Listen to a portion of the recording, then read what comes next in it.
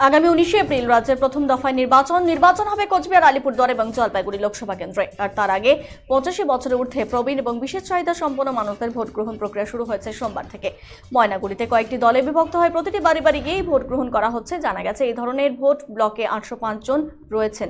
আগামী বৃহস্পতিবার পর্যন্ত এই ভোট গ্রহণ করা হবে। মঙ্গলবার বাড়িতেই ভোট দিলেন পদ্মশ্রী মঙ্গলাকান্ত রায়। এদিন নিজের বাড়ি ধলাগুড়িতেই ভোট দেন তিনি। এদিন কেন্দ্রীয় বাহিনীর জওয়ান, রাজ্য পুলিশ এবং পোলিং অফিসার, সেক্টর অফিসার উপস্থিত ছিলেন। পুরো ভোট গ্রহণ প্রক্রিয়া ক্যামেরাবন্দি করে রাখা হয়। এদিন নিজের বাড়িতে ভোট দিতে পেরে খুশি পদ্মশ্রী মঙ্গলাকান্ত রায়।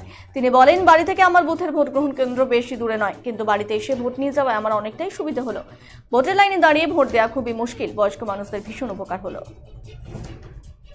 আপনারা তো সকালে আজ ভোট দিলেন, হ্যাঁ, কি করবেন? প্রশাসন এইভাবে বয়স্ক মানুষের বাড়ি বাড়ি যায় এইভাবে ভোট নেছে, কতটা সুবিধা হল? এটাই তো অনেকটা সুবিধা। আমরা যারা নাই, ভাবনা নাই, আসিয়া ওই যে এইভাবে ভোটটা নিয়ে চলে গেল।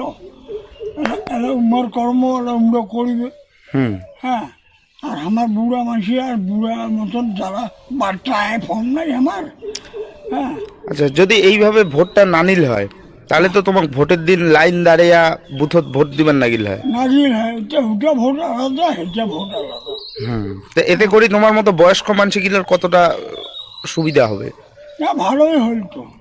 ভালোই হইল। না, সেদিন লাইন দাঁড়ান দরকার নাই, রোদ। দরকার নাই। আমার বাড়ি আসিয়া হুম ইচ্ছা মতো ভোট